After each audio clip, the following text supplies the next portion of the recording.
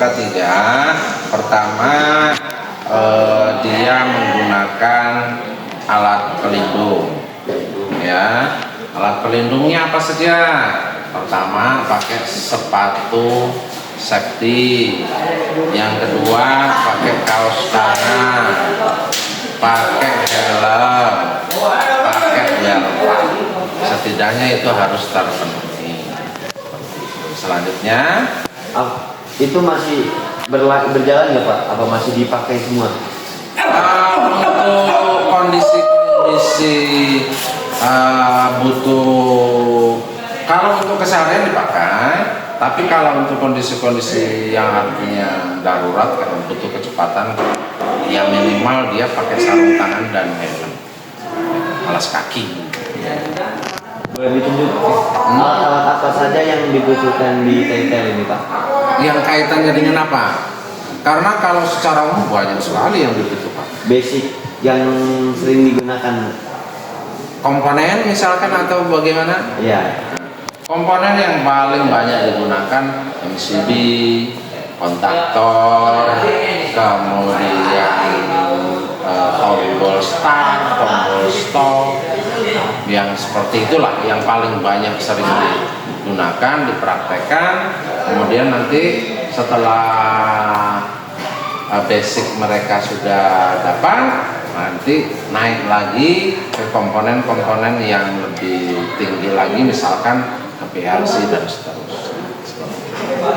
Boleh dikasih lihat nggak Pak apa aja yang di TTL ini Pak? Oh banyak, silakan ini bisa ditunjukkan ya. Nah ini contoh-contoh alat yang bisa disebut menengah ya. Di sini kita bisa lihat ini namanya LCD yang ini ya. Ini stop kontak, ini namanya screen, box screen ya. Nah, kemudian ini yang Bapak bilang tadi tombol start atau disebutnya dalam istilah listrik itu push button ya. Ini yang Bapak bilang tadi, ini yang disebut dengan kontaktor. Nah, kontaktor ada timer relay, ada relaynya, ada overload dan lampu indikator, pilot lamp dan seterusnya, banyak sekali.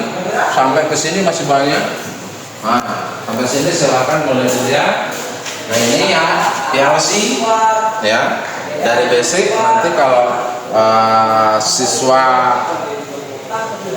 belajar dengan cepat kemudian bisa sampai ke tahap mempelajari PLC, nanti bisa sampai dengan PLC. PLC ini sudah berbasis komputer kalau dia.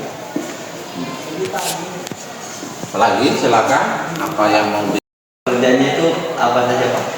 ya pastinya untuk persiapan kita lihat misalkan kita mau praktek terhadap satu materi ya, kemudian kita akan mempraktekkan misalkan kalau yang contoh sedang dipraktekkan ini untuk mesin atau untuk instalasi penerangan dan untuk motor listrik yang bergerak maju dan mundur. Nah, apa saja yang perlu dipersiapkan? Banyak alatnya.